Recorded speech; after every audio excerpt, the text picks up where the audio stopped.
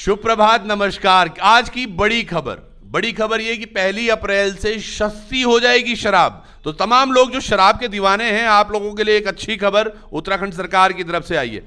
आज हमारे साथ गरिमा जी भी हैं। पहले तो बहुत बहुत धन्यवाद, साधुवाद, आपका स्वागत भी। धन्यवाद। बढ़िया खबर आई है सुबह सुबह। बहुत ही हास्यास्पद है। देखिए, उल्टी गंगा बहती है, ये कहावत के रूप में हमने सुनी थी। यहाँ धामी सरकार ने तो वाकई प्रदेश के अंदर उल्टी गंगा बहा रखी है।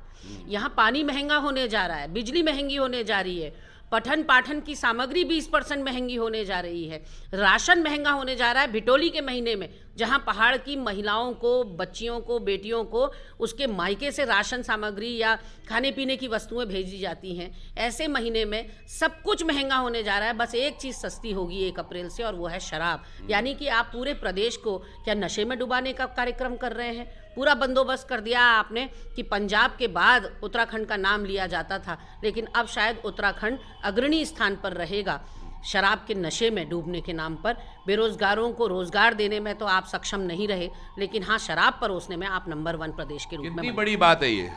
वाकई जो बोला इन्होंने, अक्षरशः मैं अभी उसी पर आने वाला था कि अग्रणी केवल शराब में ही नहीं, रोजगार के मामले में, महिला उत्पीड़न के मामले में तमाम जो केसेस हो रहे हैं उत्तराखंड में वो चरम पर है।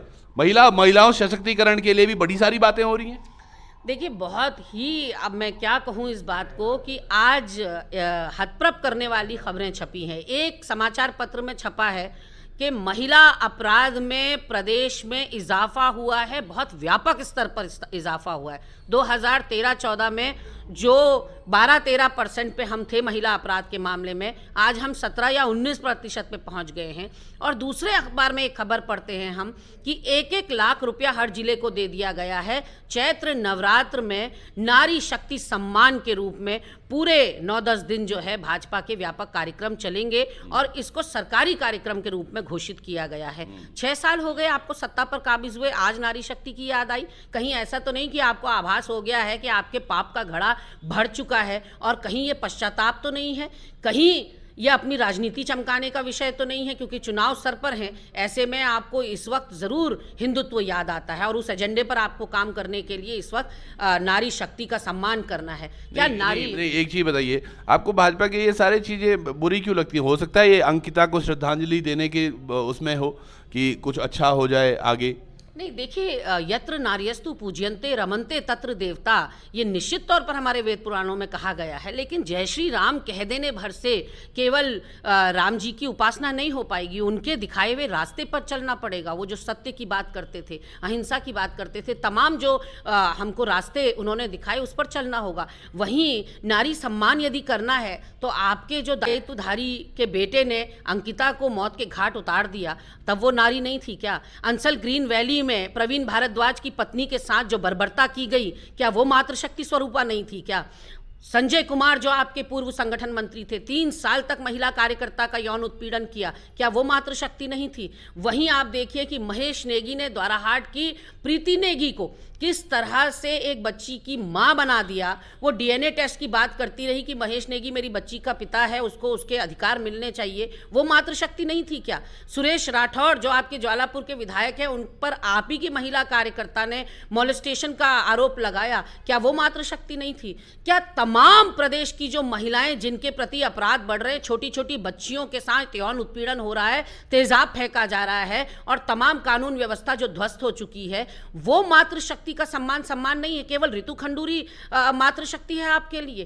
कहीं ना कहीं ये केवल ढकोसला है, नौटंकी है, आडंबर है भाजपा का। मैंने जैसा कि कहा कि शायद उनको आभास हो गया है अपने कुकर्मों का, अपने कुकृत्यों का, और अब ये पश्चाताप की आग में जल रहे हैं। इसलिए सब चीजों पर कवर डालने के लिए, एक लीपापोती करने के लिए ये नारी शक्ति सम्मान आयोजित किया जा रहा है। बहुत सारी चीज़ें बोल दी इन्होंने, वाकई मेरा भी माथा सन्न हो गया। और यकीनन जो उत्तराखंड से प्रेम करता है वो उन चीज़ों को मानेगा भी और समझेगा भी। अब इसमें कल पार्टीवाद में मैं नहीं जाऊंगा कि पार्टियां क्या कर रही हैं, लेकिन अगर दूसरी तरफ से देखा जाए, जो आज हो रहा है, एक तरफ शराब सस्ती हो गई, अब नारी का सम्मान भी हो रहा है, ये तमाम चीज़ें कांग्रेस किस तरह से देख रही है इसको? जो बातें रोंगटे खड़े कर रही है त्रिभुवन भाई, वो बात ये है कि अराजकता हमारे प्रदेश में कितने चरम पर पहुंच गई है। हमारा प्रदेश जो देवभूमि के नाम से जाना जाता है और कहीं ना कहीं यहाँ रसूखदारों की सरकार चल रही है। जो गरीब जनता है, जैसे मैं प्रवीण भारद्वाज का उदाहरण आपको दूं, वो अपने घर में है, अपने परिवार के साथ हैं, उनके ऊपर एक भीड़ 6 पार्षदों के संग धावा बोल देती है। एक पार्षद के हाथ में तो पेट्रोल की बोतल तक होती है और हत्या की साजिश की धारा किस पर लगती है? प्रवीण भारद्वाज पर, जो अपने घर से निकले तक नहीं, उनके ऊपर 307 लगा दी जाती है। और डीजीपी महोदय और कप्तान साहब मूक दर्शक बनकर एक मंत्री को और उसके 6 पार्षदों को बचाने की कवायद कर रहे हैं। वहीं विजय वात्सल्य कांड को आप लोगों ने अपने कैमरे से दिखाया कि किस तरह से आनन फानन में दाह संस्कार विजय वात्सल्य का 2 महिला नेत्रियों के द्वारा कराया गया और एक बूढ़ा बाप आज न्याय की गुहार लगा रहा है, लेकिन वो महिला नेत्रियां अपने दल से निष्कासन या निलंबन तो क्या, उनके ऊपर कार्रवाई तक नहीं हो रही है। तो कहीं ना कहीं अपने लोगों को बचाने की कोशिश हो रही है और बार बार धामी जी डुगडुगी पीटते हैं कि मैं जीरो टॉलरेंस की नीति पे काम कर रहा हूं, इसके हाथ कांपेंगे, उसके हाथ कांपेंगे। मुझे तो ऐसा लग रहा है कि धामी जी खुद कांप रहे हैं अपने मंत्रियों से और अपने इन भाजपा के कार्यकर्ताओं और पदाधिकारियों पर कोई भी कार्रवाई करने से। ये थी गरिमा जी और सुबह सुबह आज हम मिले इसीलिए ताकि आपको भी बता पाएं, लेकिन जो बातें इन्होंने बताई हैं काफ़ी हद तक सोचना जरूर पड़ेगा हर उत्तराखंडी को कि हम किस दिशा में जा रहे हैं, ये दिशा और दशा कहाँ जाने वाली। बहुत बहुत धन्यवाद आपके समय के लिए और आप तमाम लोगों को भी एक बार फिर से बहुत बहुत शुभकामनाएं आज के दिन की। जुड़े रहिएगा लोकार्पण पर। बहुत बहुत धन्यवाद। प्रणाम।